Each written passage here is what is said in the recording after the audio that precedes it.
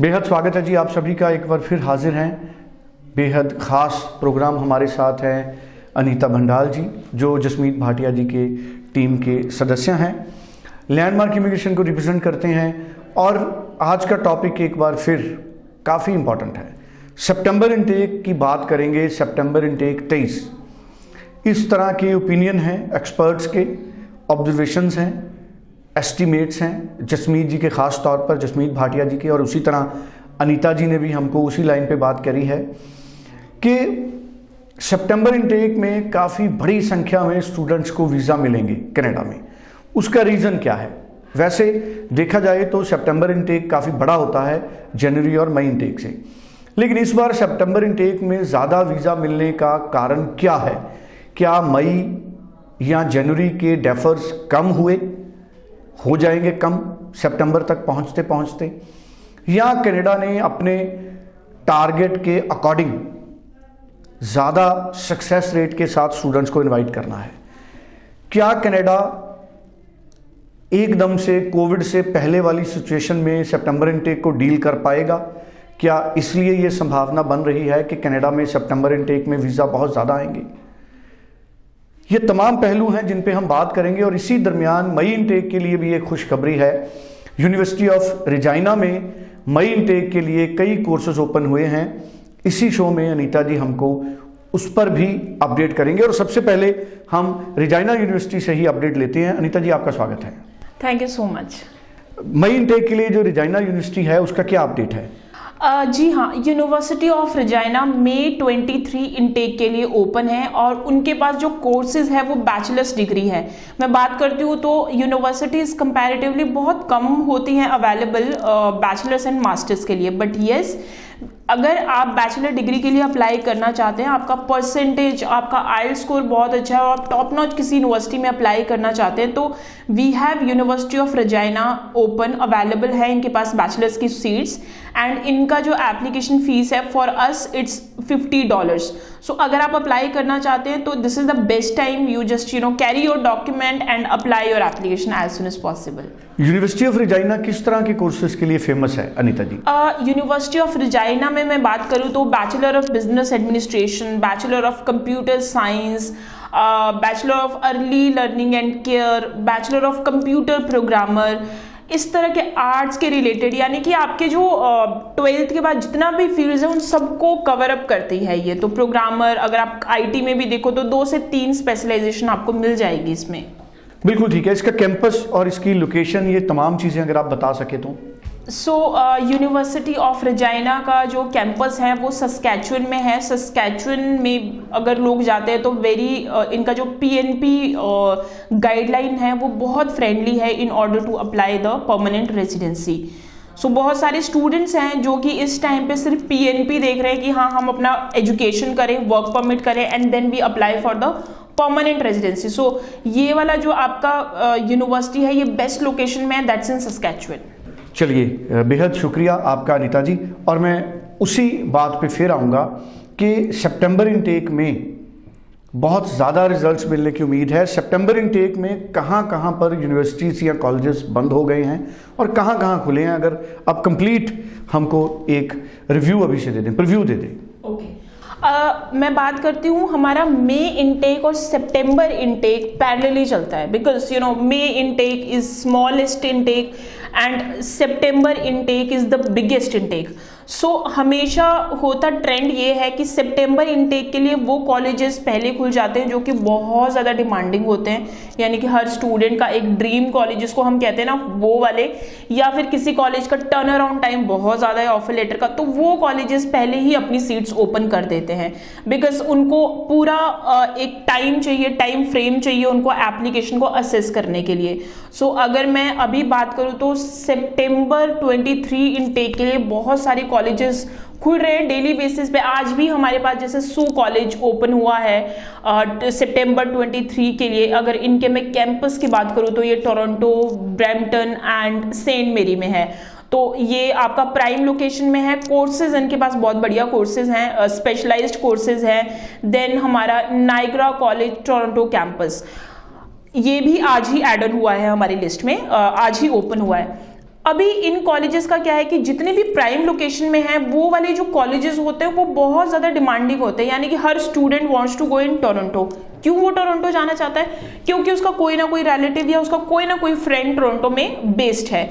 तो अगर मैं बात करती हूँ तो जैसे सू कॉलेज अगेन टोरंटो में कैंपस है, देन हमारा नाइग्रा कॉलेज, उनका again Toronto campus is open. Fleming college in Toronto campus that is also in open.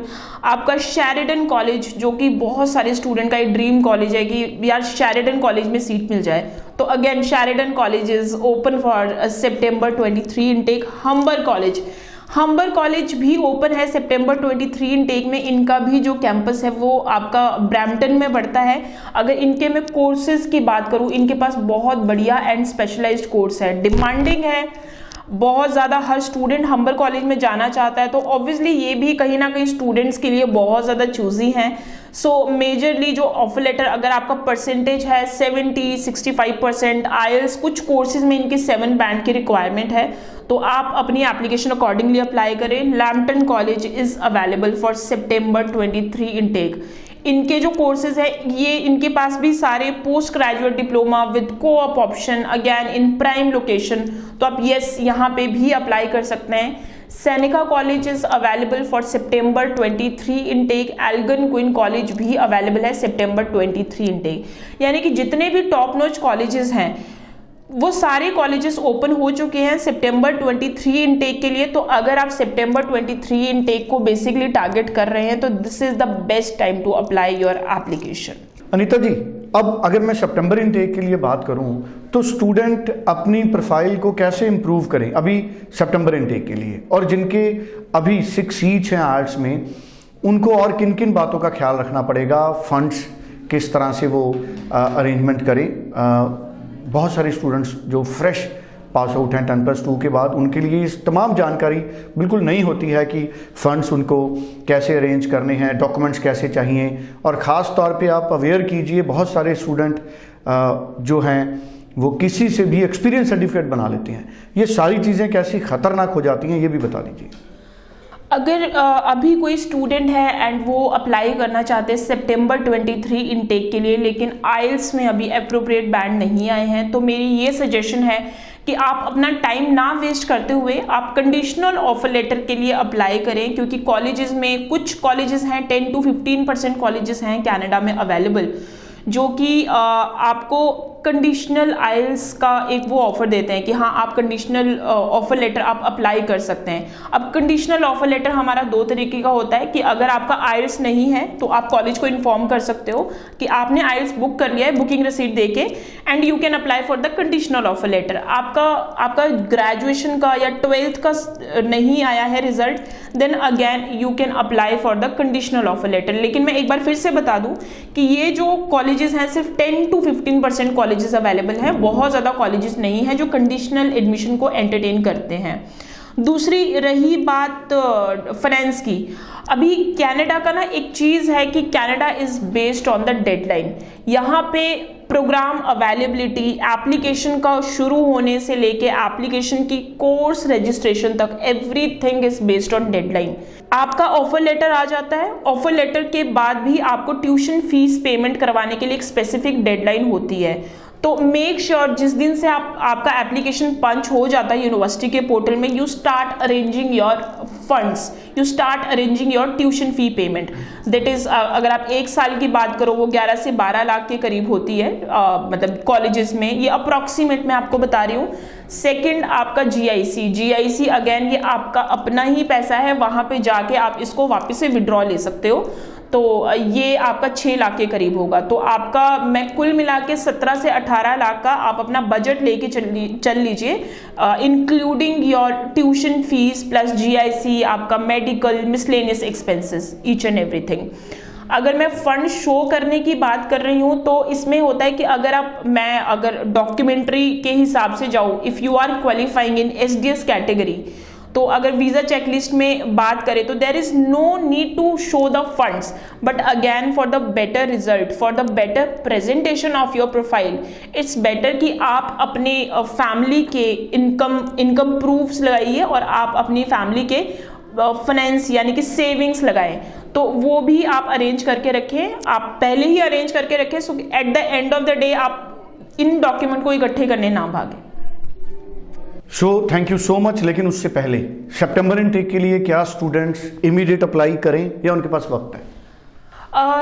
अगर आप अभी सितंबर इनटेक में एप्लीकेशंस अप्लाई करना चाहते हो तो आप जल्दी से जल्दी अप्लाई करें, क्योंकि कनाडा हमेशा इस फंडामेंटल में चलता है फर्स्ट कम फर्स्ट सर्व। जितना जल्दी अप्लाई करोगे उतना जल्दी आपके ऑफर लेटर के चांसेस और आपका पॉजिटिव रिवर्ट आपको आएगा। अगर आप अभी वेट कर रहे हैं तो अगेन फिर कभी सीट अवेलेबल नहीं है, कभी प्रोग्राम वेट लिस्ट है, ये सारी चीज़ें, ये सारे ब्लॉकर्स फिर आपकी प्रोफाइल में आ जाएंगे। तो it's better you apply your application as soon as possible for September intake itself. पता लगा है कि कई कॉलेजेस यूनिवर्सिटीज के कोर्सेज बंद भी हो गए हैं सितंबर के लिए। जी, कई कॉलेजेस ऐसे हैं जिन्होंने अपने सितंबर इनटेक के जो कोर्सेज हैं वो वेट लिस्टेड या क्लोज हो चुके हैं। तो अगर अभी आप ये देख रहे हो कि आपको टोरंटो अप्लाई करना है, वैंकूवर अप्लाई करना है, नोवा स्कॉशिया अप्लाई करना है, जितने भी आपकी प्राइम लोकेशन है, सस्कैचुअन अप्लाई करना है, तो जितनी भी प्राइम लोकेशन में अगर आपका टारगेट है, आपके कोई फ्रेंड्स, आपके कोई रिलेटिव रह रहे हैं, तो आप सितंबर इनटेक के लिए अभी से अपने डॉक्यूमेंट्स लेके आप विजिट कीजिए and you start your application. चलिए, thank you so much Anita ji. 9041390412 इस नंबर पे आप तुरंत बात कीजिए, जसमीत जी से कीजिए, अनीता जी से कीजिए, ईमेल कीजिए info@landmarkimmigration.com या पर्सनली आप आके मिलिए। Thank you so much. Thank you.